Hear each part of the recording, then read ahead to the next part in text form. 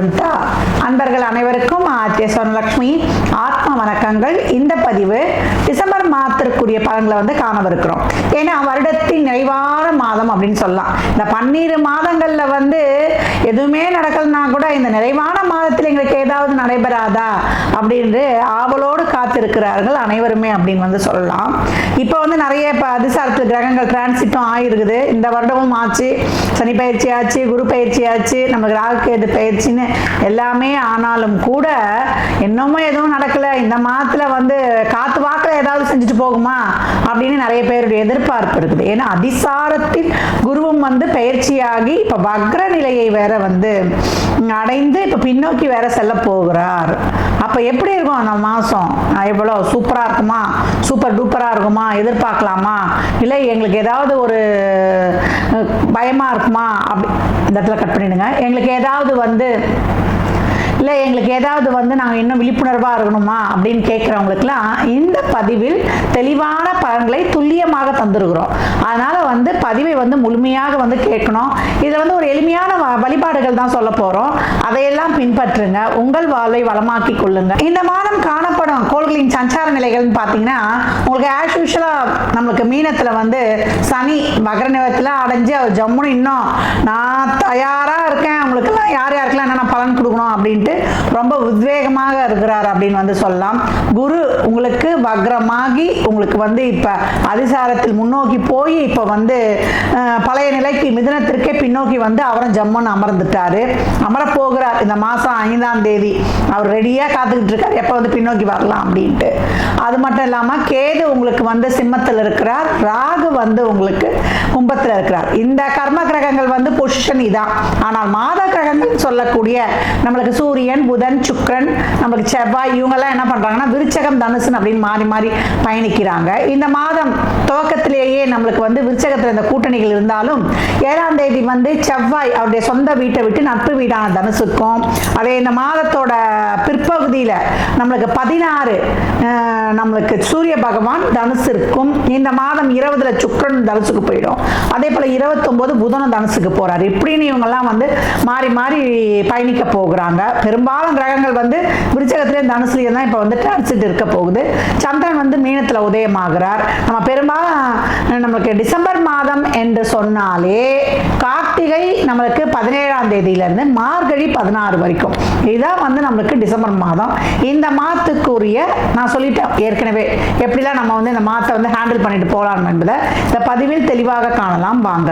மேஷ ராசி மேஷ லக்னத்திற்கு ரொம்ப ஆவலா காத்திருக்காங்க. அம்மா ஏதாவது எங்களுக்கு நடந்தாலும் ரொம்ப சந்தோஷம், நிறைய 7.5 சனியில நாங்கள் அகப்பட்டு ரொம்ப கஷ்டப்பட்டு கொண்டிருக்கிறோம் அப்படின்னு சொல்லிட்டு 3 கேட்டகரி அவங்கள சொல்லியிருக்கிறோம். First round, second round, third ரவுண்டுன்னு. செகண்ட் ரவுண்டு அடிச்சு தூள் கலப்பலாம். நீங்க உங்களுடைய கோபத்தை குறைத்து நீங்க ஒரு உத்வேகமாக களமிறங்கும் போது, ஏன்னா இந்த மாத ஒரு வாரத்திலேயே செவ்வாய் அந்த 8ன்ற இடத்துல இருந்து நகர்ந்து வந்துருவார். உங்களுக்கு அந்த 8ஆம் இடத்துலயே பார்த்தீங்கன்னா உங்களுக்கு அத்தனை கிரக கூட்டணிகள் உட்கார்ந்து ஒன்று பின்ன ஒன்று உங்களுக்கு தடை, தாமதம், சவால்கள், வலி, வேதனை, அசிங்கம், அவமானம் இதையெல்லாம் தந்து கொண்டிருந்தாலும் இதையெல்லாம் நீக்கி நீங்க உத்வேகமாக பயணிக்க போகிறீங்க என்பதுதான் இந்த கிரகங்கள் சுட்டி காட்டுது. குரு உங்களுக்கு இந்த மாத துவக்கத்திலேயே உங்களுக்கு அதிசாரத்தில் பயிற்சியாகி மிதுனத்திற்கு வந்துருவார்.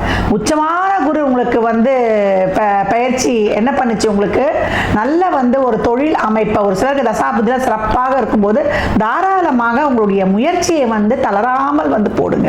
உங்களுக்கு நல்ல ஒரு வேலை மாற்றம், இடம் மாற்றம், ஊர் மாற்றம், உத்தியோக மாற்றம், பிசினஸ்ல உங்களுக்கான ஒரு லீட்லாம் கிடைப்பது, நல்லா பணத்தை போட்டு அதுல நல்ல ஒரு பொருளாதார முதலீடுகளை நம்ம இன்னும் டெவலப்மெண்ட் பண்ணுவது, அதற்கான ஒரு ஆட்களுடைய உதவி. இது வரைக்கும் செய்யறேன்ட்டு கை கழுவிட்டு போனவங்க கூட இப்போ கூப்பிட்டு பார்க்கலாம்ப்பா, நம்ம ஃபர்தரா நம்ம மேற்கொண்டு ப்ரொசீட் பண்ணலாம் அப்படின்னு உங்களுக்கு ஒரு நம்பிக்கையான ஒரு வார்த்தைகளை தருவது, இதெல்லாமே உங்களுக்கு ரொம்ப சிறப்பாகவே இருக்கும் அப்படின்னு சொல்லலாம். உங்களை பொறுத்த வரைக்கும் இந்த மாதம் கொஞ்சம் ஒரு பொறுமை நிதானத்தோட போயிட்டீங்கன்னா உங்களுக்கு எல்லாமே நல்ல பலன்கள் அப்படின்னு சொல்லிடலாம். உழைப்பு கொஞ்சம் கூடுதலாக இருக்கும், அலைச்சல் திருச்சல் இருக்கும். நேரத்தை பார்க்காம நீங்க உழைப்பை போடும்பொழுது விடாமுயற்சி விஸ்வரூப வெற்றின்னு சொல்லிடலாம். இந்த நாள்ல கணவன் மனைவி எல்லாம் கொஞ்சம் விட்டு கொடுத்து சென்றுடுங்க. மாணவர்கள் படிப்புல நீங்க போடுற உழைப்புக்கேற்ற நல்ல ஒரு எஃபர்ட், நல்ல மதிப்பெண்களை பெறக்கூடிய காலம். திருமண சம்பந்தப்பட்ட சம்பந்தப்பட்ட பேச்சுவார்த்தைகளை வந்து பேசி வச்சுக்கோங்க. ஒரு அதிரடியான முடிவுகள் எல்லாம் இப்போ இந்த காலத்திற்கு கொஞ்சம் நிறுத்தி வைங்க. அடுத்து வரக்கூடிய காலகட்டங்கள் எல்லாம் உங்களுக்கு நல்லா இன்னும் வந்து கொஞ்சம் சிறப்பாகவே இருக்கும் அப்படின்னு வந்து சொல்லலாம்.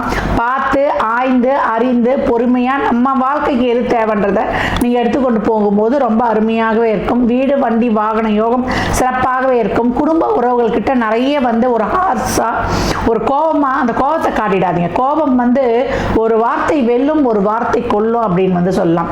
இந்த காலத்தில் உங்களுக்கு நிறைய வந்து ஒரு பணிச்சுமை ஒரு வேலை பலுவால் ஒரு மன அழுத்தம் இதெல்லாம் காணப்பட்டாலும் கூட நல்ல வருமானம் இருக்கும். அந்த வருமானத்தால் நம்மளுக்கு ரொம்ப சிறப்பாக இருக்கும். ஏன்னா குருவும் சந்திரனும் கேந்திரத்தில் சந்தித்துக் கொள்வார்கள். இந்த குருமங்கள யோகம் உங்களுக்கு சிறப்பாக நல்ல ஒரு பொருளாதார ஒரு கோடீஸ்வர யோகத்திற்கான ஒரு அடிப்படையை வந்து ஒரு ஸ்டார்டிங் பாயிண்டை கொடுத்துருன்னு சொல்லலாம். நல்ல தன வருவாய், தொழிலில் நல்ல ஒரு உத்தியோக மாற்றம், ப்ரொமோஷன்ஸ் கிடைக்கிறது. ஒரு சிலர்லாம் வந்து இந்த ரியல் எஸ்டேட் சார்ந்த துறையில் இருக்கிறவங்களுக்குலாம் ஒரு வீடுலாம் விற்கிற ஒரு விற்று வேற வாங்கணும் இல்லை வாங்கணும் ஒரு வண்டி வாங்கணும் அப்படின்றவங்களுக்குலாம் ஒரு நல்ல ஒரு இதை கொடுப்பது இதெல்லாமே ரொம்ப அருமையாகவே இருக்கும்னு சொல்லலாம். உடல் ஆரோக்கியத்தில் கவனம் தேவை. தினமும் 1 மணி நேரம் நடைப்பயிற்சி மேற்கொண்டு நீங்கள் வந்து சிறப்பாக உங்கள் வாழ்நிலை செயல்பாடுகளை வந்து ஒரு கட்டமைப்புக்குள்ளே வச்சுருக்கணும்னு சொல்லியிருக்கிறேன். வருவாய் செலவுகளை வந்து திட்டமிட்டு செஞ்சு அதே போல் உழைக்கிறதுக்கு ரொட்டீன் லைஃப்பில் எந்த பாதிப்பும் ஏற்படாமல் திட்டமிட்டு டைம் பாக்ஸ்குள்ளே இதுதான் நான் வந்து சொல்லுவது மேஷத்திற்கு செய்யும்பொழுது கோபத்தை மட்டும் குறைச்சிக்கோங்க.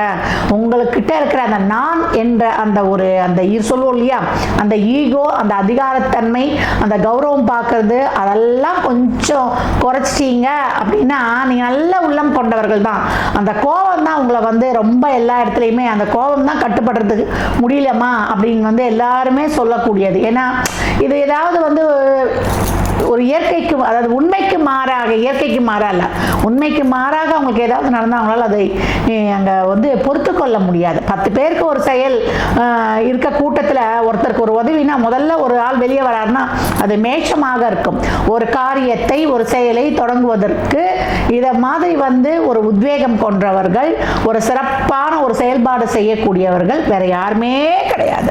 அடுத்தவருக்காக வந்து ஒரு கர்ணப்பிரபு போல இறங்கி செய்யக்கூடியது. இந்த காலகட்டம் கொஞ்சம் வந்து நீங்க கொஞ்சம் முடிவுகளை நல்லா பொறுமையா எடுக்கிறது, நிதானமா எடுக்கிறது, கோபப்படாம இருக்கிறது, அதே போல நல்லா அப்படி ஏதாவது ஒரு டவுட்லாம் இருக்குது அப்படின்னா உங்கள் நலன் சார்ந்தவர்கிட்ட ஒரு யோசனை கேட்பது இதை மட்டும் நீங்கள் கடைபிடிச்சிட்டிங்கன்னா உங்களுக்கு எல்லாமே ரொம்ப சிறப்பான பலன்னு சொல்லியாச்சு. தசாபதிலாம் சிறப்பாக இல்லைன்னா வண்டி வாகனங்களில் இரவு நேர பயணங்களில் கூடுதல் கவனம் தேவை.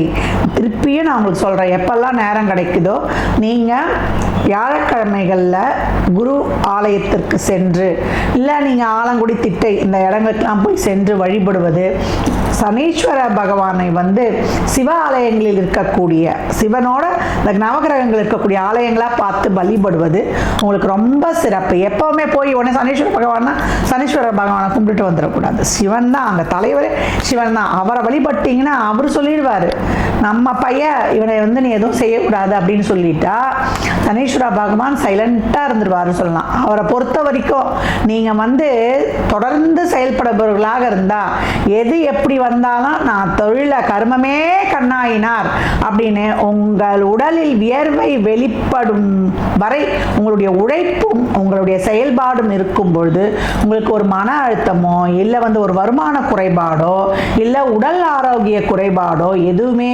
இருக்காது. உடலும் உள்ளமும் வந்து சிறப்பாக இயங்குறதுடன் நல்ல தனவருவாயும் பெற்றுக்கொள்ளலாம்.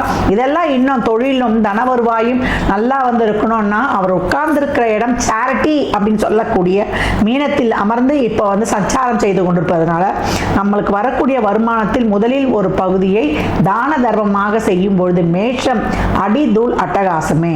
மேஷ ராசி லக்னக்காரர்களுக்கு என் நல்வாழ்த்துக்களை தெரிவித்துக் கொள்கிறேன்.